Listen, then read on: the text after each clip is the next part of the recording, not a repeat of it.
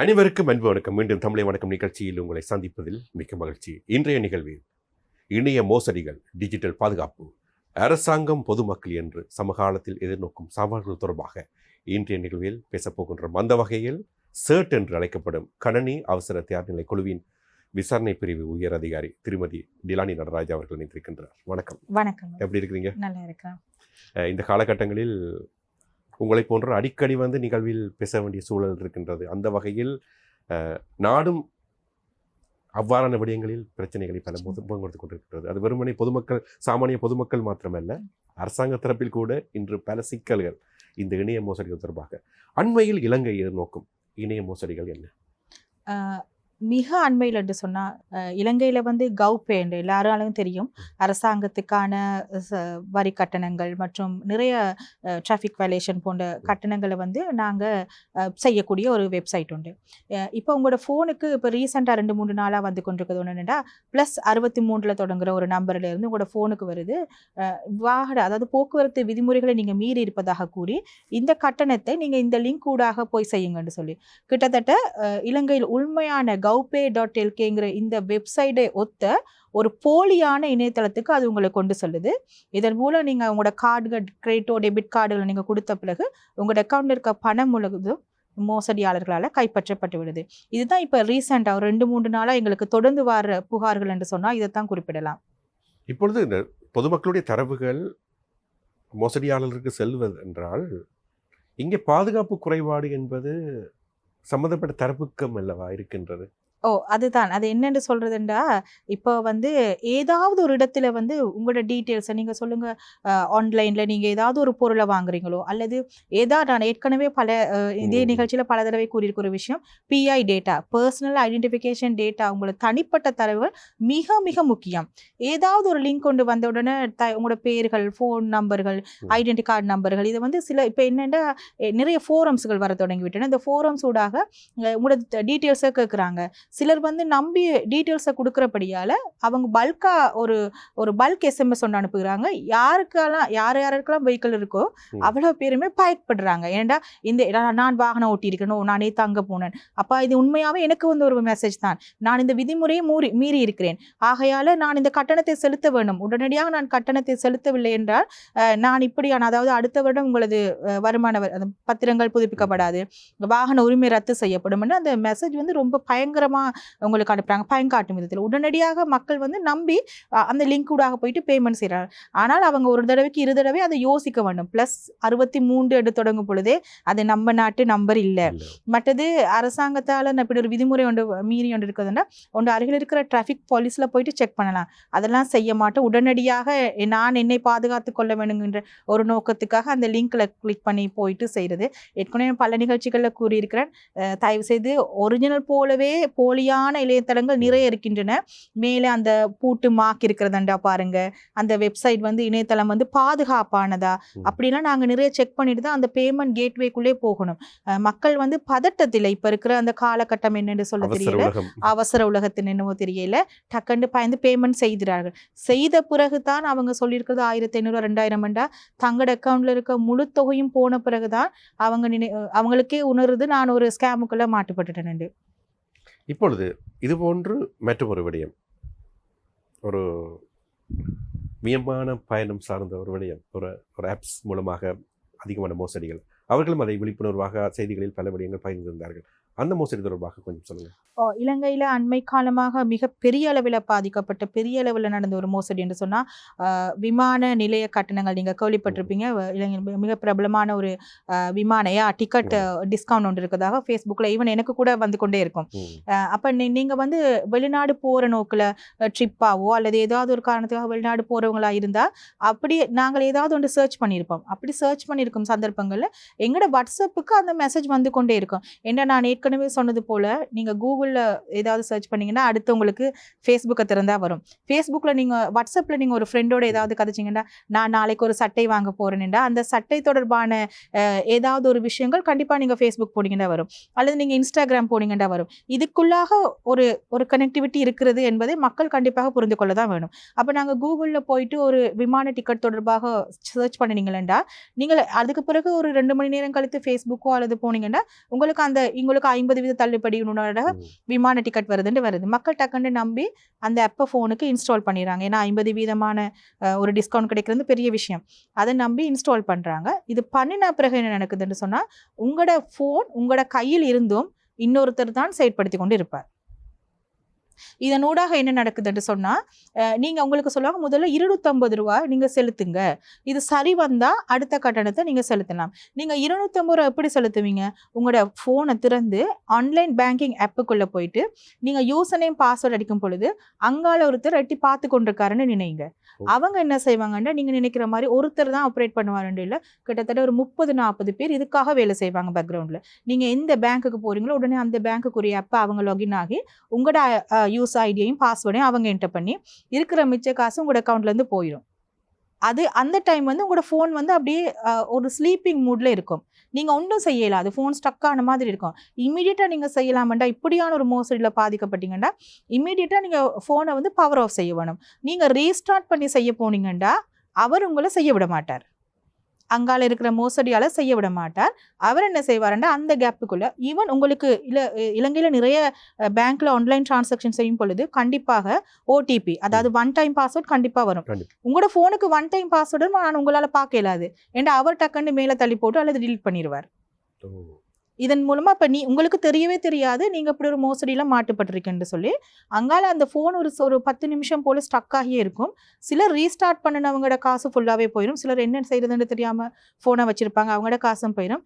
தப்பி தவறி power of பண்ணவங்களோட காசு சில வேலைகள்ல காப்பாற்றப்படலாம். இதெல்லாம் கேட்கும் போதே பயங்கரமா இருக்கிறது. மக்களுடைய பாதுகாப்பு, பொருளாதாரம், டிஜிட்டல் சார்ந்த படியத்தில் எவ்வளவு தூரம் உறுதித்தன்மை இருக்குமோன்ற அச்சம் இருக்கின்றது. இது மக்கள் மட்டுமில்லை, உண்மைய செய்திகள் பார்க்கும்போது அரசாங்கம் கூட இந்த ஸ்கேம்களில் மிகப்பெரிய மோசடிகள் அவர்கள் சிக்கி இருக்கின்றார்கள். இப்போ அடுத்த விடயங்களை நாங்கள் பார்த்தால் அதிகமாக ஃபேஸ்புக், வாட்ஸ்அப், டெலிகிராம், இன்ஸ்டாகிராம் தொடர்பான ஒரு இணையவழி மோசடி ஒன்றும் நடந்து கொண்டு வருகின்றது. அது தொடர்பாக சொல்லுங்க. இப்போ வாட்ஸ்அப்னு சொன்னால் ஏபிகே ஃபைல். இப்போ முதல்ல ஏபிகேண்டா மக்கள் வந்து ஏபிகே ஃபைல் மோசடினா என்னன்னு தெரிஞ்சுக்கணும். ஆண்ட்ராய்ட் பேக்கேஜ் கிட்டன்னு நாங்கள் சொல்லுவோம். இது வந்து உங்களோட வாட்ஸ்அப்புக்கு ஒரு ஏபிகே ஃபைல் ஒன்று வருது.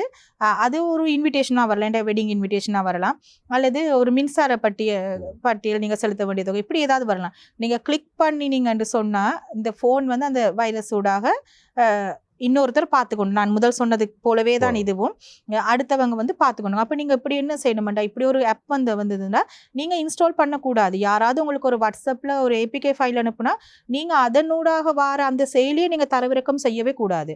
நீங்கள் என்ன செய்யணும், நீங்கள் ஒரு ஆண்ட்ராய்ட் ஃபோன் யூஸாளராக இருந்தால் நீங்கள் வந்து கூகுள் ப்ளே ஸ்டோருக்கு போய் தான் டவுன்லோட் பண்ணணும். அல்லது ஐஃபோனாக இருந்தால் ஆப்பிள் ஐஸ்டோருக்கு போய் தான் நீங்கள் டவுன்லோட் பண்ணி இன்ஸ்டால் பண்ணணுமே ஒழிய ஃப்ரெண்ட் அனுப்புனாங்க, தேர்ட் பார்ட்டி அனுப்புனாங்கன்னு சொல்லிட்டு நீங்கள் வார அந்த ஏபிகே ஃபைல்களை தயவு செய்து தரவிறக்கம் செய்யாதீங்க. அப்படி நீங்கள் செய்யாமல் இருந்தாலே முக்காவாசி பிரச்சனை, உங்களோட ஃபோனில் இருக்க பிரச்சனைகள் குறையும். ஒன்று பணம் மட்டும் இல்லை, பணத்தை தவிர வேற என்ன எங்களோட ஃபோன்களில் இருக்கும். சிலர் வந்து முக்கியமான அலுவலக கோப்புகள் வச்சுருப்பாங்க, அதுகளை கூட அவங்க கைப்பற்றிடுவாங்க. பிறகு சொல்லுவாங்க தனிப்பட்ட படங்கள் இருக்கும், முக்கியமாக கேலரி, எங்களோட பிள்ளைகளோட படங்கள் இருக்கும், இப்படி எங்களோட பர்சனல் ஃபோட்டோகள் இருக்கும். இதுகள் கூட அவங்களுக்கு கையகப்படுத்தி கொள்ளுவாங்க. இப்போ முதல் பணத்தை எல்லாம் கையெடுத்த பிறகு சொல்லுவாங்க, உங்களோட அலுவலக கோப்புகள் இந்த விஷயங்கள் என்னட்டு இருக்கு, இது ப்ரைவேட் அண்ட் கான்ஃபிடென்ஷியல், இதை நான் வெளியே கொடுக்க போகிறேன், அதுக்காக ரன்சம் ஒன்று கேட்பாங்க. ரன்சம் வேறு நாங்கள் கேள்விப்பட்டிருப்போம். இந்த கப்பத்தொகை அதாவது சொல்லுவாங்க ஒரு 10 லட்சம் தாங்க, நான் இதை வெளியிடாமல் இருக்கேன். இப்படி பல விஷயங்கள் வந்து இந்த ஏபிகே ஃபைல் மூலமான மோசடியில் வருது. ஆகையால தான் சொல்கிறோம், மிக கவனமாக ஒரு நீங்கள் செயலியை தரவிறக்கம் செய்யும் பொழுது உண்மையாகவே யாரும் ஃப்ரெண்ட்ஸ் அனுப்புனாங்க அந்த லிங்க் ஓப்பன் பண்ணி தரவிறக்கம் செய்யக்கூடாது. அதற்கண்டு இருக்குது கூகுள் ப்ளே ஸ்டோர்லையும் போயிட்டு நீங்கள் பார்க்கணும், அதுக்கு எத்தனை ஸ்டார் தந்துருக்குறாங்க, அதில் ரிவ்யூகள் என்ன, உண்மையாகவே இது நம்பகத்தன்மையான ஒரு ப்ளே ஸ்டோர் இதா, அது பேமெண்ட் கேட்குதா, அதெல்லாம் செக் பண்ணிட்டு தான், கிரெடிட் கார்டு தரணுமா, அதுகளெல்லாம் செக் பண்ணிட்டு தான் நீங்கள் ஒரு ஆப்பை வந்து உங்களோட ஃபோனுக்கு இன்ஸ்டால் பண்ண வேணும். இந்த மோசடிகள் என்பது பொதுவான உலக ரீதிய ஒரு பிரச்சனை தான். ஆனால் அதிகமாக இலங்கை இலக்கு வைத்து இப்படி விடயங்கள் நடைபெறுவதற்கான காரணங்கள் எதுவாக இருக்கின்றன? ஏதுவான காரணம் என்னென்னு சொன்னால், இலங்கையில் வந்து அந்த கணனி தொடர்பான அறிவு போதிய அளவிலான இல்லை. அவங்க டார்கெட் பண்ற வயசு குரூப்பும் ஒன்று வந்து 18க்கு குறைவானவங்க, அல்லது வேலை தேடி கொண்டிருப்பவங்க, அல்லது கொஞ்சம் 60 வயசுக்கு மேற்பட்டவங்க. ஸோ இவங்களுக்கான அந்த நான் எல்லாரும் குறை சொல்லவில்லை. சில விஷயங்கள் வந்து நுணுக்கமான இப்ப இருக்க லேட்டஸ்ட் விஷயங்கள் அவங்களுக்கு தெரியாம இருக்கலாம். அதை அவங்க வந்து அனுகூலமாக தங்களுக்கு சாதகமாக பயன்படுத்திக் கொள்கிறார்கள். இப்பொழுது உங்களுடைய CERT நிறுவனம், உங்களுடைய பணி என்ன? திரும்ப பலருக்கு தெரியாது. ஏனென்றால் நீங்கள் புதுசாக பார்ப்பவர்கள் கூட தெரிந்து கொள்ள வேண்டிய தேவை இருக்கின்றது. சமூக வலைத்தள கணக்குகள் ஏதும் பிரச்சனைகள் இருந்தால் நீங்க எங்களுக்கு அறிவிச்சு அதற்கான தீர்வுகளை பெற்றுக்கொள்ளலாம். தவிர இப்போ உங்களது வாட்ஸ்அப் ஹேக் ஆகிட்டுது, உங்களால் எடுக்கவே முடியாது. அப்படியான சந்தர்ப்பங்களில் கிட்டத்தட்ட கிழமை நாட்களில் மட்டும் எங்களுக்கு ஒரு கிழமைக்கு நாங்கள் கிட்டத்தட்ட 60-65 கணக்குகள் நாங்கள் ரிகவர் பண்ணுவோம். எங்களுக்கு கிட்டத்தட்ட 2 மணித்தியாலங்கள் தேவைப்படும், 2லேருந்து 3 மணித்தியாலங்கள் தேவைப்படும் ஒரு அக்கௌண்ட். ரொம்ப கஷ்டம். ஏன்னா அந்த பக்கம் வந்து ஹேக்கர் இருப்பார், போராடி கொண்டிருப்பார். அவர் அந்த அக்கௌண்ட்டை தன்வசப்படுத்த நாங்கள் இங்கே போராடுவோம், அந்த அக்கௌண்ட் எடுத்து உரிமையாளருக்கு கொடுக்க. அப்போ நாங்கள் எங்களுக்கு கால் பண்ணாலோ அல்லது இமெயில் பண்ணாலும் நாங்கள் கிளியராக சொல்லிடுவோம், நீங்க கொழும்புல இருக்கிற நபரா இருந்தா எங்களோட ஆபீஸுக்கு வாங்க, ஆனா கிட்டத்தட்ட எங்களுக்கு 2லேருந்து 3 மணித்தியாலம் தேவைப்படும். இந்த டைமை தரக்கூடியதா இருந்தா நீங்க வாங்கன்னு சொல்லி தான் நாங்க விடுவோம். அப்படி வந்தாங்கன்னா போராடி எடுத்து கொடுப்போம். அப்படியான எடுக்க முடியாத சந்தர்ப்பங்கள் சில பேர் 2-3 நாள் வர வேண்டி வரும். ஏன்னா எங்களை விட ஹேக்கர் வந்து முன்னிலையில் தான் இருப்பார். ஏன்னா அவர் 2 ஃபேக்டர் போட்டு செக்யூர் பண்ணி தான் வச்சிருப்பாரு. அப்போ நாங்கள் போராடி தான் அந்த அக்கௌண்ட் எடுத்து கொடுப்போம். இப்படி செய்யறது தவிர இலங்கையில அரச இணையதளங்கள் எல்லாமே பாதுகாப்பு தொடர்பான நடைமுறைகளை அல்லது செக் பண்றது, செக்யூரிட்டி இதுகள் எல்லாம் செய்யறது இலங்கை CERT நிறுவனம் தான். இப்போ டிக்டாக்கையும் இலங்கையில் உத்தியோகபூர்வமாக எங்களுக்கு வழங்கியிருக்கிறாங்க. டிக்டாக்ல இருக்கிற எல்லா பிரச்சனைகளுக்கும் நாங்கள் தீர்வு வழங்குவோம். இது தவிர இந்த மாதிரியான நிதி மோசடிகளில் மாட்டுப்பட்டிருந்தா அவங்களோட ஃபோனை ஃபுல்லாகவே எப்படி நாங்கள் அவங்களுக்கு பழையபடி இருக்கிற மாதிரி செய்து கொடுக்கறது, தவிர அதற்கான அடுத்தடுத்த நிதி எப்படி மோசடியிலேருந்து தப்பித்து கொள்வது போன்ற சேவைகளை தான் இலங்கை CERT நிறுவனம் வழங்குது. குறிப்பாக தினசரி உங்களுக்கு வருகின்ற முறைப்பாடுகள் எத்தனை? தினசரி என்றா இப்போ சொல்ல போனால் இப்படி தான் அது நாங்கள் வகைப்படுத்தலாம். நிதி மோசடி பெரிய ஒரு தொகுதி. தவிர இணையதள இந்த சமூக வலைத்தள பாதுகாப்புங்கிற விஷயத்தில் ஹாரஸ்மெண்ட், ஒருத்தரை பற்றி ஃபேக் அக்கௌண்ட் கிரியேட் பண்ணி அவதூறு பரப்புறது, இந்த மாதிரியான கம்ப்ளைண்ட் எங்களுக்கு குறைந்தது கிழமைக்கு ஒரு 500 மாதிரி வந்துடும். டிக்டாக்ல போடுறது, ஒருத்தர் வந்து அவரோட குழந்தையோட ஒரு ஃபோட்டோ வந்து ஃபேஸ்புக்கில் போட்டிருப்பாரு, இன்னார் இப்படி மோசடி செய்தாருன்னு சொல்லிட்டு ஒரு ஃபேக் ஒரு பேஜில் போடுறது. இப்போ என்னென்னா ஒரு ட்ரெண்ட் ஒன்று இருக்குது, எல்லாருக்கும் தங்களோட ஊர் பேரை வைத்து ஒரு சரியாக சொன்னீர்கள் அப்படி இருக்குது. அப்ப அப்படியான சந்தர்ப்பங்கள்ல வந்து எங்களுக்கு அந்த பேஜை ரிப்போர்ட் பண்ண முடியாது. ஏனென்றா அதுல இருப்பாங்க கிட்டத்தட்ட 25,000-30,000 பேர், ஒரு பெரிய பேஸ் உண்டு அவங்களுக்கு இருக்கு. அப்படியான பேஜுகளை ஷட் டவுன் பண்ணது ரொம்ப கடினம். ஏன்னா அதுல ஆபரேட்டர்கள், அதுல பயன்படுத்தினர்கள், அதை உருவாக்கியவர்கள் இலங்கையில இருக்க மாட்டார்கள். அவர்கள் ஏதாவது ஒரு ஐரோப்பிய நாடுகளில் அப்படி தான் இருக்கிறாங்க. நாங்கள் நிறைய விஷயங்கள் விசாரணை செய்ததில் நாங்கள் கண்டுபிடிச்ச விஷயம், அந்த ஐபி அட்ரஸுக்கு அங்கால எங்களால் சர்ச் பண்ண முடியாது. ஒன்று VPN போட்டு போவாங்க, அல்லது வெளிநாட்டில் ஏதாவது ஒரு இடத்த தான் காட்டும். அப்போ நீங்கள் உங்களை பற்றி ஒருத்தர் அவதூறு பரப்புனார்ன்னு சொன்னால் ஃபேஸ்புக்கில் ஏதாவது உங்களோட படத்தை ஏதோ போட்டு உண்மையாக அதை கண்டுபிடிக்கிறது மிக கடினம். ஏண்டா அதெல்லாம் எங்களோட கைக்கு அப்பால் இருக்கிற ஒரு விஷயமா போயிட்டுது. இப்போ இலங்கையிலேருந்து இப்போ செய்கிறது இல்லை, வெளிநாட்டில் இருக்க தங்களோட உறவுகளை கொடுத்து நான் ஒரு ஃபோட்டோவை போடுறேன், நீ இதை போஸ்ட் போட்டு விடுன்னு சொல்லி நாங்கள் அவரை கண்டே பிடிக்கலாம். உதாரணமாக சொல்லுங்கள், இப்போ செய்த நபர் வந்து ஃப்ரான்ஸில் இருக்கிறாருன்னு சொல்லுங்கள், உதாரணமாக நான் சொல்கிறேன். இப்போ நீங்கள் சொல்கிறீங்க கண்டிப்பாக எனக்கு அவர் மேலே நடவடிக்கை எடுக்கத்தான் வேணுமெண்டு. எப்படி நடவடிக்கை இருக்கிறது? இலங்கையில் இருக்கிற வெளிநாட்டு அமைச்சுக்கு நீங்க இன்ஃபார்ம் பண்ணி அவங்க சைபர் கிரைமுக்கு சொல்லி அந்த நாட்டில் இருக்கிற வெளிநாட்டு அமைச்சு இலங்கை இதுக்கு போயிட்டு சொல்லி அப்படி இப்படி ப்ரொசஸ் போகும்போது கிட்டத்தட்ட 3-4 மாதங்கள் ஆகிடும். அதுக்குள்ள அந்த நியூஸ் வந்து ரொம்ப பழைய நியூஸாக போய்விடும். அவர் நடவடிக்கை எடுத்திருக்கீங்களா? அதான் சொன்னது, இதுக்கான ப்ரொசஸ் ரொம்ப கடினம். பட் CIDல சில முக்கிய விஷயங்களுக்கு கண்டிப்பா பாரதூரமான விஷயங்களுக்கு சட்ட நடவடிக்கை எடுத்திருக்கிறார்கள். அண்மை காலமாக அதிகமாக தனிநபர் தாக்குதல், அவதூறு பரப்புவது என்பது இவ்வாறு நீங்க கூறிய அப்படியான இணையதளங்களுடைய பாவனை அதிகமாக இருக்கின்றது. நேரடியாக தாக்க முடியாத விடயங்கள் மறைமுகமாக இவ்வாறான வழிகளில் செய்கின்றார்கள். பொறுப்பான பதவியில் இருக்கின்றவர்கள் கூட அந்த வேலையை செய்வதை பார்க்கக்கூடியதாக இருக்கின்றது. இப்பொழுது பாதிக்கப்பட்ட தரப்புகள் இப்போ CERT நிறுவனத்தை பற்றி புதிதாக தெரிந்து கொள்பவர்கள் இதை நான் எவ்வாறு தெரியப்படுத்த வேண்டும் என்ற ஒரு எண்ணம் இருக்கும் அவர்களுக்கு, எவ்வாறு உங்களிடம் இந்த பிரச்சனைகளை தொடர்பாக உடனடியாக தெரியப்படுத்த வேண்டும்? கிளம்பு நாட்களில் 101 எங்களோட எமர்ஜென்சி ஹாட்லைன். நீங்கள் இந்த நம்பருக்கு 3 லாங்குவேஜ்லையும் கதைக்கலாம், இமீடியட்டாக ரிப்போர்ட் பண்ணலாம். அல்லது எங்களோட வெப்சைட்டுக்கு போங்க, வெப்சைட்டில் இருக்குது ரிப்போர்ட் இன்சிடென்ட்னு ஒரு ஆப்ஷன். உடனடியாக ரிப்போர்ட் பண்ணுங்க.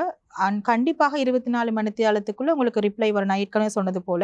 ஏன்னா இப்போ எங்களுக்கு தெரியும் மக்கள் எவ்வளவு தூரம் பாதிக்கப்பட்டிருக்காங்க. சில பேர் வந்து நார்மல் உண்மையா நார்மலா அப்படி உட்கார்ந்திருக்கிற படத்தை கூட எடிட் பண்ணி ஏஐ மூலமாக மாற்றி செய்யற விஷயங்கள் நிறைய இருக்கு. அப்ப அதனால எங்களுக்கு தெரியும் பெண்களோ ஆண்களோ எவ்வாறு இந்த விஷயங்களை பாதிக்கப்பட்டிருக்காங்கன்னு.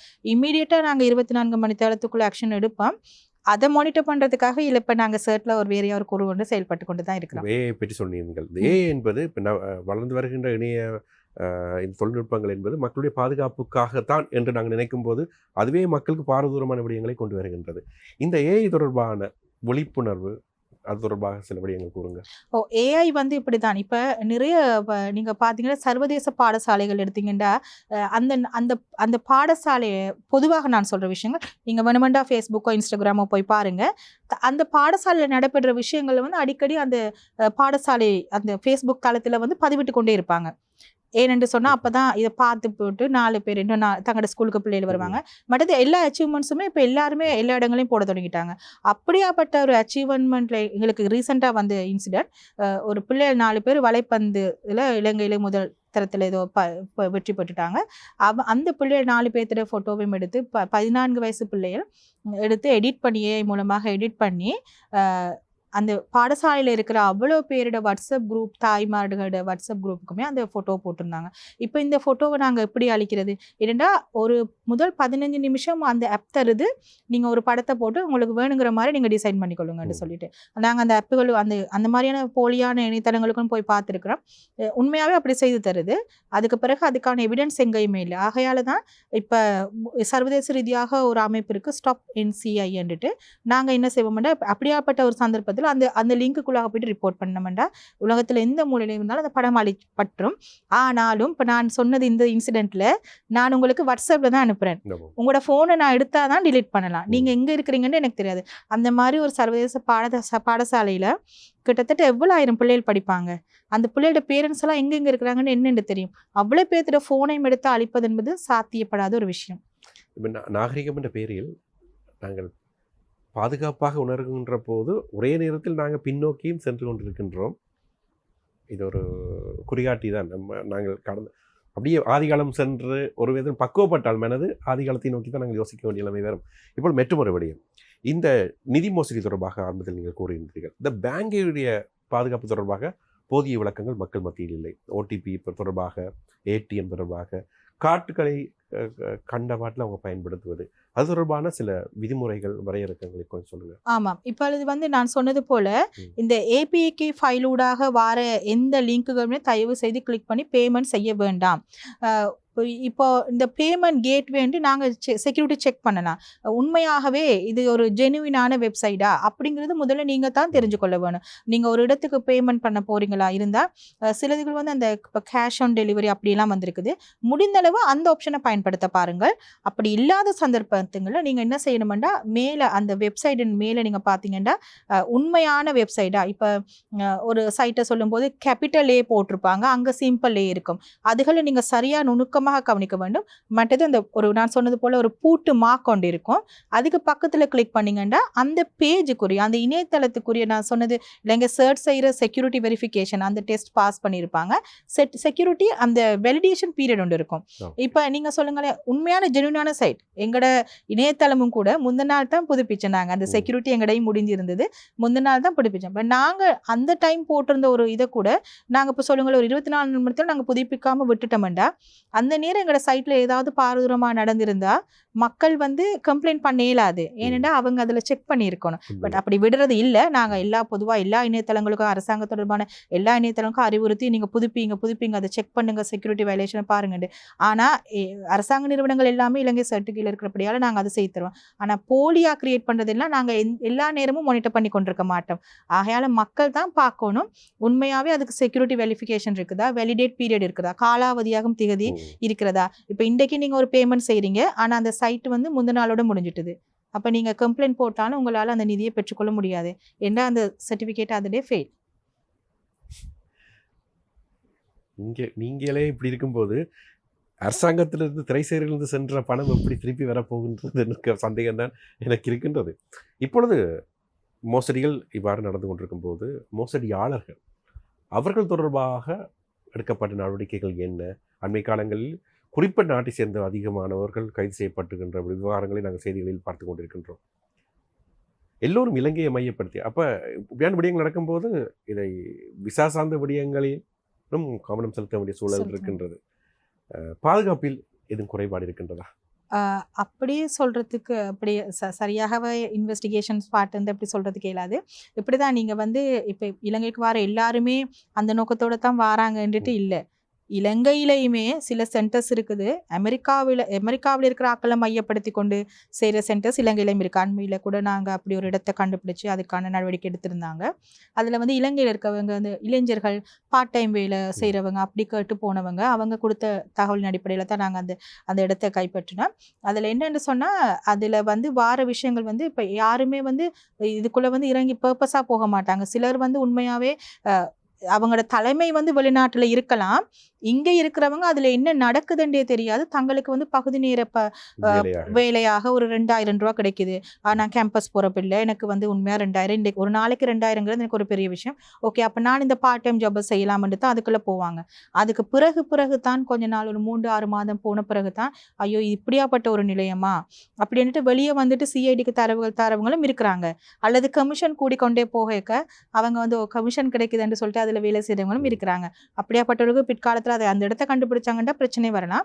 நான் சொன்னது போல வெளிநாட்டில் இருந்தும் செய்கிறாங்க. இலங்கையில் நடக்கிற பல மோசடிகள் வந்து இலங்கையிலே மட்டுமில்ல, தெற்காசிய நாடுகள், நேபாள், மியன்மார் போன்ற நாடுகள்லையும் அங்கே இருந்து கொண்டும் எங்களோட ஆக்களை ஸ்கேம் பண்ணி இந்த மாதிரி பிரச்சனைகளுக்கு கொண்டு வராங்க. மிக அண்மையில் நடந்தது ஒன்றுன்னு சொன்னால், குறிப்பிட்ட வங்கியில் வந்து நமக்கு கிரெடிட் கார்டே இருக்காது. கண்டி பக்கம் ஒரு ஊரை பேரை சொல்லி நாங்கள் இங்கே இருக்கிற சைபர் கிரைம்லேருந்து கதைக்கிறோம். நீங்கள் இந்த கார்டுக்கு இவ்வளோ அவுட்ஸ்டாண்டிங் கட்ட இருக்குது, உங்களுக்கு இப்போ 10 மணிக்குள்ளே கண்டிக்கு வரையிலுமான்னு கொழும்பில் இருக்கிற ஒரு நபரை கேட்குறோம். காலையில் கால் பண்ணும்போது 9:40, 10 மணிக்கு என்னென்று அவர் கண்டிக்கு வருவார். அப்போ இவர் சொல்லுவார் சரி சொல்லுங்கன்னுட்டு என்னென்று பே பண்ண உடனே நாங்கள் லிங்க் அனுப்புகிறோம், காசை போடுங்க, அக்கௌண்ட் நம்பருக்கு காசை போடுங்கன்னு உடனே நம்பி போட்டுருவாங்க. போட்டால் பிறகு அந்த நம்பரும் ஒர்க் பண்ணாது. காசு போட்ட பிறகு எல்லாம் ஆஃப் ஆயிரும். ஒர்க் பண்ணாது. பிறகு போலீஸுக்கு போய் கம்ப்ளைண்ட் பண்ண பிறகு தான் தெரியும் காசு போட்ட நபருக்கே தெரியாது தன்னை நம்பரை வச்சுட்டு இப்படி ஒரு ஃபேக்கான விஷயம் நடக்குதுன்னு சொல்லி அவருக்கே தெரியாது. ஆனாலும் அவங்க நடக்குது தெரியாதுன்னு சொல்லிட்டு அவங்களுக்கு அதுலேருந்து வெளியில் வர முடியாது. இந்த இலங்கையில் வந்து சட்ட ரீதியான நடவடிக்கை மிகவும் கடுமையாக எடுக்கப்படுது இந்த மாதிரியான நிதி மோசடிகளில். அந்த மாதிரியான சந்தர்ப்பங்களில் அவங்க கண்டிப்பாக சட்டத்துக்கு கட்டுப்பட்டு சட்டத்தில் தர்ற தண்டனையை ஏற்றுக்கொள்ளத்தான் வேண்டி வரும். ஆகையால் எனக்கு தெரியாது, உண்மையாகவே அவங்க அப்பாவியாக இருப்பார்கள். என்னடா அவங்க எங்கள்கிட்ட வருவாங்க, நாங்கள் அவங்களோட ஃபோன் அவங்களோட டிவைசஸ் செக் பண்ணுவோம். ஒரு அண்மையில் நடந்தது, ஒரு வயதான பாட்டி, அவருக்கு 65 வயது, அவருக்கு தெரியாது தன்னை வச்சுக்கொண்டு அவ்வளோ பெரிய ஸ்கேம் நடக்குதுண்டு. அவருக்கு ரோட்டில் போகும்போது ஒருத்தர் கண்டு சொல்லியிருக்கிறாரு. 65 வயது அவருக்கு ரோட்டில் போகும்போது ஒருத்தர் சொல்லியிருக்கிறாரு, 5000 ரூபாய் உங்களுக்கு கிழமைக்கு நான் உதவியாக தாரேன், உங்களோட ஐடென்டி கார்டு நம்பரு மட்டும் தாங்கண்டு. Identity card number, bank account number கொடுத்த உடனே நான் காசு போடத்தானே இவங்க பேங்க் அக்கௌண்ட் கேட்குறாங்கன்னு அந்த பாட்டியும் கொடுத்துட்டா. அவர் அங்கால ஆன்லைன் ஆப்பை வச்சுக்கொண்டு கணப்பேரிட பணத்தை எடுத்து மோசடி பண்ணி கொண்டிருந்தார்.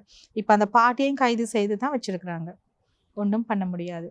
இப்போ நீங்கள் சொல்லும்போதே பலருக்கே தங்களுடைய அக்கௌண்ட் எந்த நிலைமையில் இருக்கின்றது என்பது கூட தெரியாது. இதை எவ்வாறு நாங்கள் செக் பண்ண வேண்டும்? என்னுடைய ஐடென்டி கார்டில் அல்லது என்னுடைய பேரில் இத்தனை அக்கௌண்ட் திறக்கப்பட்டிருக்கின்றது என்பதை எவ்வாறு கண்டுபிடிப்பது? அது வந்து நாங்கள் வெளியில் எங்களோட டீட்டெயில்ஸ் கொடுக்கறத பொறுத்து தான். இப்போ நான் வந்து சும்மா ஒரு பொதுவான பிள்ளைன்ற பாடசாலையோ ஒரு அக்கௌண்ட் ஏதோ அப்படின்னு சொல்லுங்களேன். இப்போ அதில் எனக்கு தெரியும் நான் என் பிள்ளையோட தரவுகளை தான் கொடுக்க வேணும். இதில் வந்து நான் என் வங்கி கணக்கு இலக்கங்கள் அதுகள் அங்கே கொடுக்க வேண்டிய அவசியம். நான் உதாரணத்துக்கு சொல்கிறேன். அப்படி சில விடயங்கள் நீங்கள் பார்க்க வேணும். இப்போ சொல்லுவாங்க, ஒரு பிரபலமான சூப்பர் மார்க்கெட் நிறுவனத்தில் ஆஃபர் ஒன்று இருக்குது, உங்களோட பேர் டீட்டெயில்ஸை பதிவிடுங்கன்னு சொல்லி. அல்லது அப்போ நீங்கள் என்ன செய்யுங்கன்னு சொன்னால் உடனே சூப்பர் மார்க்கெட்டுக்கு தானே, அப்போ நான் ஓகேன்னு சொல்லிட்டு நான் டீட்டெயில்ஸை கொடுக்குறேன். திகதி, பிறந்த திகதி, identity card number, telephone number, இது 3மே போதும். ஒரு ஸ்கேம் இருக்குது. இது 3மே மிகப்பெரிய விஷயம். இப்படி தான் உங்களோட ஐடென்டி கார்டு நம்பர் அடிச்சாங்கன்னா சிஸ்டம் இருக்குது உங்களோட டேட் ஆஃப் பர்த் எடுக்க. ஆகையால் இதெல்லாம் ரொம்ப சின்ன விஷயங்கள். சில பேர் என்ன செய்வாங்கன்னா பாஸ்வேர்டுகளாகவே தங்களது பிறந்த தினத்தை வச்சுருப்பாங்க, அல்லது பூச்சியை மாறு வச்சுருப்பாங்க. இப்படியெல்லாம் வச்சுருக்கக்கூடாதுன்னு நாங்கள் நிறைய தடவை சொல்லியிருக்கிறோம். ஆனாலும் மக்கள் அப்படி செய்கிறபடியால் தான் இந்த மாதிரியான ஸ்கேமுகளுக்கு அவங்க மறுபடியும் மாட்டிக்கொள்கிறாங்க. இப்போ டீப் ஃபேக் வீடியோ, அந்த வாய்ஸ் கிளவுனிங் தொடர்பான தொழில்நுட்பம் இப்பொழுது உலகளவில் ரீதியில் ஒரு ஆபத்தை விளைவித்துக் கொண்டிருக்கின்றது. அது தொடர்பாக கொஞ்சம் சொல்லுங்கள். அது வந்து நீங்க சொன்னது அந்த டார்க் வெப்ங்கிறது ஒரு நாங்க பார்க்குறது இணையதளத்தில் 100க்கு 50% 50 இல்லை 100க்கு 25 இந்த டார்க் வெப்பில் தான் மிச்சம் 75% இருக்கு. ஆகையால தான் நான் நிறைய தடவைகளை சொன்னது, தயவு செய்து படங்களை நீங்கள் பகிரும் பொழுது மிகவும் ஜாக்கிரதையாக பகிருங்கள்.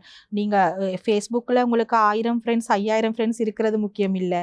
நீங்க அந்த 1000 ஃப்ரெண்ட்ஸுமே உங்களுக்கு தெரிந்தவர்களா, அதுலேயும் ஒரு கல்பிரேட் ஒரு குழுநரி இருக்கலாம், அது நமக்கு தெரியாது.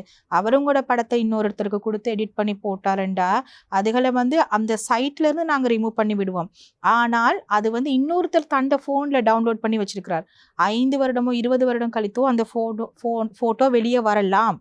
அப்படிங்கிறத நீங்க வந்து மனசுல வைத்து கொண்டு தான் வேணும். நீங்க நினைக்கிறீங்க அசர்ட்டுக்கு இன்ஃபார்ம் பண்ண அந்த லிங்க் உடனே பிரேக் பண்ணிடுவாங்க, எந்த படம் எங்கேயும் இருக்காது. அந்த லிங்க் இருக்காது, அந்த படம் இருக்காது. ஆனா குறிப்பிட்ட அந்த நபரோட இன்னொருத்தரோட ஃபோனுக்கு அனுப்பியிருந்தா அவர் அந்த ஃபோட்டோ வைத்து கொண்டு தான் இருப்பார். அவர் 5 வருஷம் கழிச்சோ இவ்வளவு காலம் கழிச்சோ அல்லது அடுத்த நாள் கூட அவர் அதை திருப்பி போஸ்ட் பண்றதுக்கான வாய்ப்புகள் இருக்கு. இணைய மோசடிகள் டிஜிட்டல் பாதுகாப்பு தொடர்பாக CERT நிறுவனத்தினுடைய திருமதி டிலானி நடராஜா அவர்களுடன் பல்வேறு விடயங்கள் பேசிக் கொண்டிருக்கும் நேரத்தில் ஒரு விசாரணை பிரிவு அதிகாரியாக அண்மையில் நீங்கள் சந்தித்த பல கதைகள் இருக்கும். அதில் நீங்கள் விசாரணை பிரிவாக பல விடயங்களில் ஈடுபட்டிருப்பீர்கள். உங்களை பாதித்த விடயம் என்ன?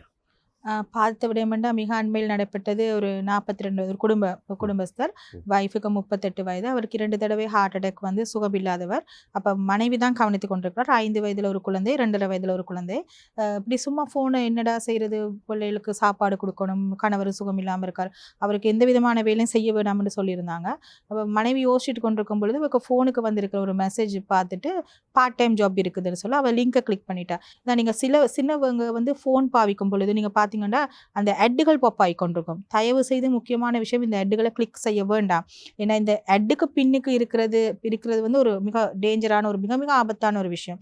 நீங்கள் கிளிக் பண்ணி அந்த பாரதூரமான விளைவை சந்திக்க முதல்ல நீங்கள் வந்து கூகுளில் ஏதாவது ஒரு டவுன்லோட் செய்கிறீங்கன்னா, ப்ளே ஸ்டோரில் டவுன்லோட் செய்கிறீங்கன்னா ஏஜ் லிமிட்டை போட்டுக்கொள்ளுங்க.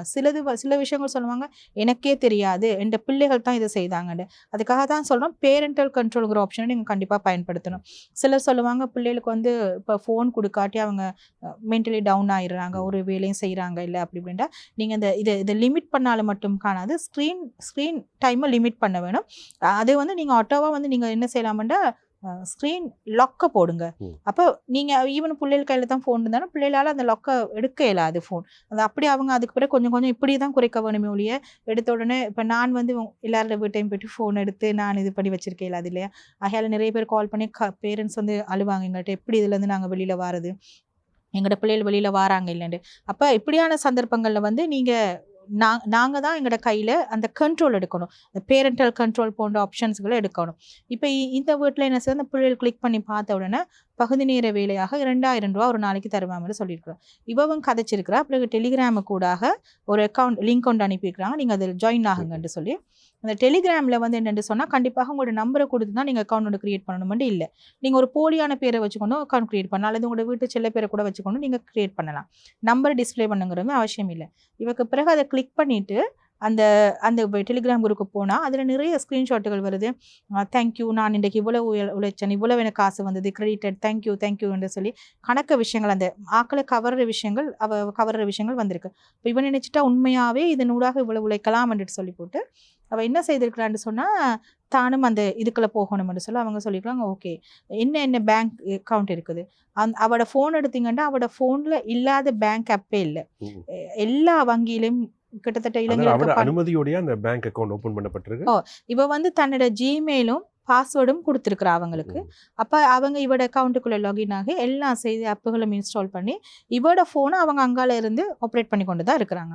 இப்போ இவட அக்கௌண்ட்டுக்கு காசு வருது, அதாவது யாரை இன்னொரு ஆக்களை மோசடி பண்ணி இவட அக்கௌண்ட் நம்பரை கொடுத்த உடனே இவட அக்கௌண்ட்டுக்கு காசு வருது. இவருக்கு இருக்கிற ஒரே தொழில் என்னென்னா, இன்றைக்கு சொல்லுங்கள் குறைஞ்சது ஒரு 10 லட்சம் இவட அக்கௌண்ட்டுக்கு வந்திருக்குதுண்டா, ஒரு 1 லட்சம் மண்டா 2000 ரூபா, 10 லட்சம் மண்டா 7500 ரூபா, அப்படியான ஒரு டாஸ்க் கொண்டு இவருக்கு கிடைச்சிருக்கு. இவ காசு ட்ரான்ஸ்ஃபர் பண்ணுறா பைனான்ஸ் அக்கௌண்ட்டுக்கு. இவக்கு காசு போட மட்டும்தான் அனுமதி இருக்குது, அதுக்கு பிறகு அங்கால என்ன நடக்குதுன்னு அவருக்கு தெரியாது. இது பைனான்ஸ் அக்கௌண்ட்டுக்கு காசு போட மட்டும்தான் அவருக்கு அனுமதி இருக்குது.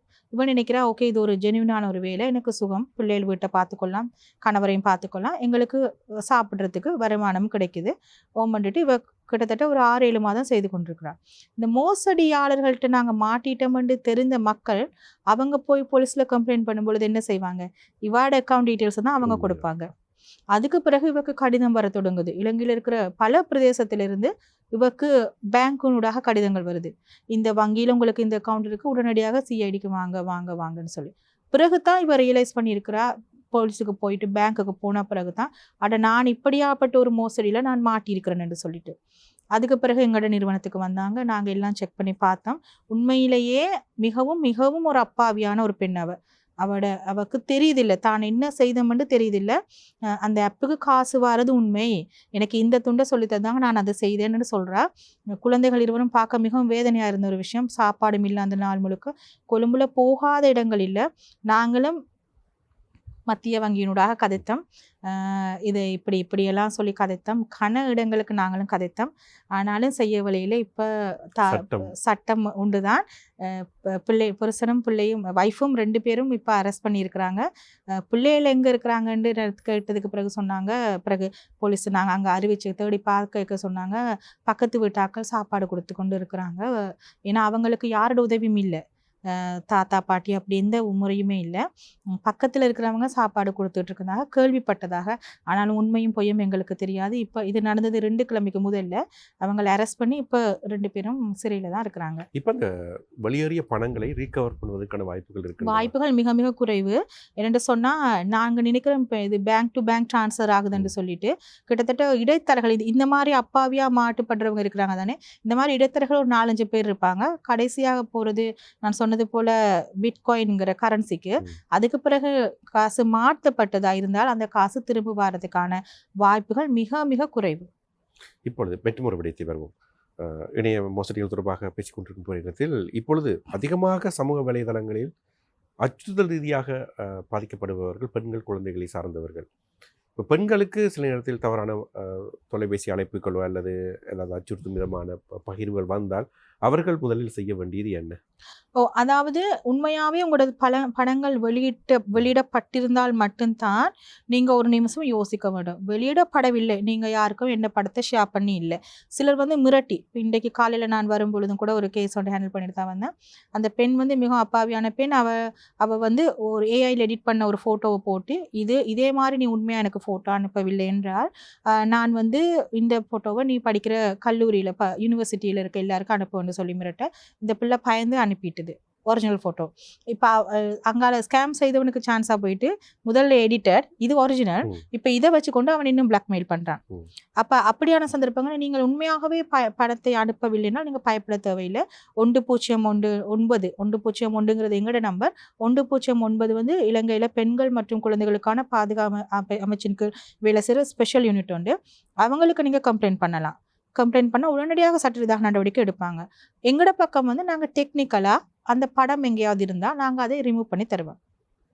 இப்போது இலங்கையில் இருக்கின்ற சட்டங்கள், இந்த மோசடி தொடர்பான சட்டங்களுக்கு சட்ட பாதுகாப்பு என்பது சரியான முறையில் இருக்கின்றதா? இன்னும் வலுப்படுத்த வேண்டிய தேவை இருக்கின்றதா? கண்டிப்பாக இன்னும் வலுப்படுத்த வேண்டிய தேவை மிக அதிகமாக இருக்கிறது. ஏனென்றால் நீங்கள் சொன்னது போல் இணைய பாதுகாப்புன்னு சொல்லும்பொழுது அதில் நிறைய ஓட்டைகளை தான் நாங்கள் சந்திச்சு கொண்டிருக்கிறோம். அரசாங்க ரீதியில் நிறைய விடங்களை என்ன சொன்னால் அந்த எண்ட் பாயிண்ட்டு எங்களால் கண்டுபிடிக்க இல்லாமல் இருக்குது. என்னென்னு சொன்னால், இலங்கை நெட்வொர்க்கை பயன்படுத்தி என்று சொன்னால் நாங்கள் சர்வீஸ் ப்ரொவைடர் ஐஎஸ்பிங்கிற சர்வீஸ் ப்ரொவைடனூடாக டிஆர்சிக்கு அறிவித்து நாங்கள் அந்த டீட்டெயில்ஸும் எடுக்கலாம். இப்பொழுது ஒரு ட்ரெண்ட் என்னென்னு சொன்னால், நீங்கள் இப்போ முடக்குனாங்க டக்குண்டு VPN போட்டுக்கொண்டு நாங்கள் போகலாம். VPN என்று சொன்னால் அது இலங்கையில் நெட்வொர்க் காட்டாது, ஏதாவது வெளிநாட்டில் ஒரு இடத்தை காட்டும். அப்போ என்னென்று அந்த கேஸை நாங்கள் கொண்டு போய் செய்கிறது? சில கேசஸ் இந்த ஆரம்பத்திலேயே எங்களால் அதுக்கு அங்கால அடுத்த நகர்வு எடுக்க முடியாது. பிறகு அந்த செய்த நபரை தேடி பிடிச்சு கண்டுபிடிக்கிறது மிகவும் சாத்தியப்படாத ஒரு விஷயம். நினைக்கிறாங்க VPN பாவித்தால் தப்பி விடுவோம் என்றால் VPN-ஐ கூட பார்க்கின்ற தொழில்நுட்பங்கள் இப்பொழுது இருக்கின்றது. அந்த வசதிகள் எல்லாம் உங்களுடைய நிறுவனத்துக்கு இருக்கின்றன? இல்லை, இன்னுமே எங்களுக்கு வரல. எங்களுக்கு இலங்கையில் சொல்ல போனால் தகவல் தொழில்நுட்ப வசதிகள் வந்து கொஞ்சம் குறைவாக தான் இருக்குது. இன்னும் ஆனால் இது அதற்கான நடவடிக்கைகள் அடுத்தடுத்த கட்ட நடவடிக்கைகள் எடுத்துக்கொண்டிருக்கிறாங்க. இப்போ முன்ன வந்து லிங்க் கொண்டு பிரேக் பண்ணுறது வந்து ரொம்ப கஷ்டம். இப்போ நான் சொன்னது போல் அந்த விமான நிலைய ஆஃபர் வந்து அதுக்கு நாங்கள் எங்களுக்கு மக்கள் அனுப்புவாங்க. உண்மையிலே மக்கள் அந்த விஷயங்களை பாராட்டக்கூடிய விஷயம். உடனே நான் பாதிக்கப்பட்டு விட்டேன், இன்னொருத்தர் பாதிக்கப்படக்கூடாது என்ற நோக்கில் எங்களுக்கு நிறைய பேர் இதுதான் அந்த லிங்க் கண்டு அனுப்புவாங்க. நாங்கள் நம்ப மாட்டீங்க, நாங்கள் லிங்கை பிரேக் பண்ணி 15 நிமிஷம் கூட போகாது அங்கால ஃபேஸ்புக்கில் போஸ்ட் போய் கொண்டிருக்கோம். என்னென்னு பார்த்தா புதுசாக ஒரு லிங்கை கிரியேட் பண்ணி எங்களை விட வேகமாக அவங்க அடுத்த பக்கம் செய்து கொண்டிருக்காங்க. ஆகையால் நீங்கள் ரிப்போர்ட் பண்ணுங்க. விஷயங்கள் வந்து நீங்கள் பாதிக்கப்பட்டுட்டீங்கன்னு நிறுத்தாதீங்க. மற்றவங்களுக்கு உதவியாக கூட நீங்கள் எங்களுக்கு ரிப்போர்ட் பண்ணலாம். அந்த லிங்க்குகளை எங்களுக்கு அனுப்புங்க. அனுப்ப நீங்கள் எவ்வளோ அனுப்புறீங்களோ அவ்வளோ சீக்கிரம் வந்து நாங்கள் அதை ரிப்போர்ட் பண்ணுவோம். தற்சமயம் பழைய லிங்க் யாருக்காவது போயிருந்து ரொம்ப லேட்டாக கிளிக் பண்ணாலும் அவருக்கு அந்த லிங்க் பிரேக் ஆயிருந்தானே, அவருக்கு அதுக்கு பிறகு தகவல் கொடுக்க தேவையில்லை. அப்படி பாதுகாக்கப்படுற சந்தர்ப்பங்களும் உண்டு. ஆகையால தான் நாங்கள் அடிக்கடி சொல்கிற விஷயம், உங்களுக்கு நீங்கள் ஏதாவது ஒரு பிரச்சனை உடனடியாக எங்களுக்கு ரிப்போர்ட் பண்ணுங்கள். இந்த மாதிரியான நிதி மோசடியோ அல்லது சமூக வலைத்தள ஏதாவது ஒரு புகாரில் நீங்கள் சிக்கியிருந்தீங்கன்னா பயப்பட தேவையில்லை. அதுக்காக உதவி செய்கிற நிறைய நிறுவனங்கள் இலங்கையில் இருக்குது. நான் ஏற்கனவே சொன்னது போல் சர்ட் அமைப்பு, சிஐடி யூனிட்டுகள் மற்றும் பெண்கள் மற்றும் பாதுகாப்பு அமைச்சர் இயங்குகிற ஸ்பெஷல் யூனிட் 109 இப்படி நீங்கள் ரிப்போர்ட் பண்ணக்கூடிய இடங்கள் நிறைய இருக்கின்ற அதில் வந்து பாதுகாப்பை பெற்றுக்கொள்ளலாம். இப்போ பாவிக்கின்ற தொழில்நுட்ப உபகரணங்கள் சார்ந்த விடயங்கள் அதில் எவ்வளவு தூரம் நம்பகத்தன்மை இருக்கின்றது? ஆமாம், அது முக்கியமான ஒரு விஷயம். இப்போ நாங்கள் ஒரு டிராஃபிக்கான இடத்துல ஒரு மேப்பை போட்டு போய் கொண்டிருக்கோம். எப்படி டிராஃபிக் கண்டு ஐடென்டிஃபை பண்ணுது? அந்த இடத்துல இருக்கிற ஜிபிஎஸ்ல எல்லாம் அசம்பிள் ஆகிருக்கிறத வைத்து தான் நீங்கள் இந்த இடத்துல நீங்கள் இப்போ போக போகிற இடத்துல டிராஃபிக் கண்டு சொல்லி நமக்கு காட்டுது. அது போல் எங்களோட ஃபோன் எங்களோட கையில் இருந்தாலும் இன்னொருத்தரோட கண்ட்ரோலில் இருக்குங்கிறத நீங்கள் கவனமாக இருக்க வேணும். இப்போ சில பேர் வந்து சொல்லுவாங்க, என் ஃபோனில் ரெக்கார்டிங் ஆப்ஸ் இருக்குது, ரெக்கார்ட் பண்ணியிருக்கிறாங்க, நான் எப்படி கண்டுபிடிக்கிறது, எனக்கு எப்படி தெரியும்? இப்போ அந்த விஷயம் வெளியில் வந்து இன்னொருத்தர் மிரட்டின பிறகு தான் அவங்களுக்கு தெரியும், அடடா என் ஃபோனில் இப்படி ஒரு ஆப் இன்ஸ்டால் ஆகியிருந்துருக்குதே அப்படின்னு சொல்லி. நீங்கள் அப்போ எப்படி கண்டுபிடிக்கலாம்னு சொன்னால், நீங்கள் பாருங்கள், இப்போ உதாரணமாக சாம்சங் வகையான ஃபோன்களில் பாருங்கள், கிட்டத்தட்ட ஒரு 30 தான் இன்பில்ட் ஆப்ஸ் வரும். அதில் 300 ஆப்ஸ் இருந்தால் அப்போ நீங்கள் சந்தேகப்படலாம் தானே. கண்டிப்பாக. அப்போ நாங்கள் தான் எங்களோட பாதுகாப்பு பார்த்துக்கொள்ளணும். அப்போ நாங்கள் பார்க்கலாம், அடிக்கடி செக் பண்ணி, இது என்ன இவ்வளோ 30 இருக்க வேண்டிய இடத்துல 60 இருக்குது, ஏன் 60 இருக்குது? அப்போ சிலர் எங்களோட ஃபோன் எடுத்துக்கொண்டு எங்களோட ஆஃபீஸுக்கு வருவாங்க, நாங்கள் செக் பண்ணி போட்டு அன்வான்டெல்லாம் ரிமூவ் பண்ணி விடுவோம். அல்லது ஃபோன் பேட்டரி வந்து அடிக்கடி ட்ரெயின் ஆகி குறைஞ்சு கொண்டே போகும். இப்போ வளமே அவங்களுக்கு தெரியும், நான் ஃபோனை ஒருக்கா சார்ஜ் போட்டோன்னா அடுத்த நாள் காலமே 10 மணி வரைக்கும் நான் யூஸ் பண்ணாட்டி அப்படியே தான் இருக்கும். இதை நான் 2 மணி நேரத்துக்கு ஒருக்கா சார்ஜ் பண்ண வேண்டியிருக்கு. அப்போ நீங்கள் தெரிஞ்சு கொள்ள வேண்டியதான், பேக்ரவுண்டில் ஏதோ ஒன்று நடந்து கொண்டு இருக்கின்றது. அப்படி ரன் ஆகிறனால தான் என் ஃபோனோட பேட்டரி குறைஞ்சு கொண்டே போகுது. இப்படியான பேசிக் விஷயங்களை கண்டுபிடிச்சு எங்களோட பாதுகாப்பை நாங்கள் தான் உறுதி செய்து கொள்ள வேண்டும். அதே நேரத்தில் அப்ளிகேஷன், அதாவது ஆப்ரேட்டிங் சிஸ்டம் தொடர்பான விடயத்தில் அதிலும் ஒரு வித்தியாசங்கள் இருக்கின்றதா? ஆமாம். நான் சொன்னது போல் இந்த இப்போ நாங்கள் ஜேபிஜி ஃபோல்டர் ஒரு பிக்சருண்டா அப்படி, அப்போ ஏபிகே, இப்போ நான் சொன்னது போல் ஏபிகே ஃபைல் மோஸ்ட் நான் முதல்ல சொல்லிட்டேன். இதுகளை நீங்கள் வந்து ஃப்ரெண்ட்ஸ் தான் அனுப்புனாங்கன்னு சொல்லி நம்பி ஓப்பன் பண்ணாதீங்க. நான் ஏற்கனவே கூறியது போல் அதற்குரிய நம்பகத்தகுந்த ரிசோர்ஸ் இதுகளில் இருந்து மட்டும்தான் நீங்கள் டவுன்லோட் பண்ணணும். அவங்க அனுப்புனாங்க, இவங்க அனுப்புனாங்க, இதில் ஆஃபர் இருக்குது, அப்படியெல்லாம் செய்யக்கூடாது. அப்படியானதுகள் தான் இந்த மாதிரியான மோசடிக்கு நம்மளை இட்டு செல்றது. இப்பொழுது அதிகமானோர் இப்பொழுது ஏஐ பாவிக்க தொடங்கி விட்டார்கள். அது தொடர்பான அப்ளிகேஷனையும் அவர்கள் டவுன்லோட் பண்ணுகின்றார்கள். அதன் மூலமாக ஏதாவது பாதிப்புகள் தொடர்பான தரவுகளுடைய பரிமாற்றங்கள் ஏதாவது இருக்கின்றதா? இது இப்படி டேட்டா பிரீச்ண்டு இருக்கும். டேட்டா பிரீச்ன்றது உண்டு, ஒரு வகையில் இருக்குது தான். இப்படி தான் சொல்லுவாங்க, நீங்கள் ஏதாவது பர்சனலாக ஒரு விஷயம் நீங்கள் கேட்டிங்கன்னு சொன்னால், இப்போ ChatGPTயில் நீங்கள் கேட்குற ஒரு விஷயம் தொடர்பாக ஹிஸ்ட்ரியில் போயிடும். அந்த தரவு எப்படி நீங்கள் டிலீட் பண்ணாலும் தரவு அவங்கள்ட்ட இருக்கத்தான் செய்யுது. நாங்கள் இந்த டேர்ம்ஸ் அண்ட் கண்டிஷன்ஸுக்கெல்லாம் ஓகே சொல்லி தான், நாங்கள் அக்ரிமெண்ட்டுக்கு ஓகே சொல்லி தான் உள்ளுக்கு போகிறோம்.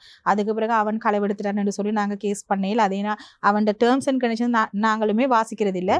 கண்டிப்பாக அதில் ஒரு கோஷன் அவன் கொடுத்து தான் இருப்பான், இது எங்களோட டேர்ம்ஸ் சொல்லி. நீங்கள் அது ஹிஸ்ட்ரிக்கு போனதுண்டா ஹிஸ்ட்ரி தான், பிறகு அதுலேருந்து வெளியில் வர்றது சாத்தியப்படாத ஒரு விஷயம். இறுதியாக நாங்கள் ஒட்டுமொத்தமாக பொதுமக்கள்னு சொல்லும்போது நான் என்ன செய்கிறது, சில நேரங்களில் பெரியவர்களே தவறு விடுகின்ற போக்கு இருக்கின்றது. நிறுவனம் சார்ந்து, அரசாங்கங்கள் சார்ந்து கூட அந்த மோசடியாளர்கள் உள்நுழைகின்றார்கள்.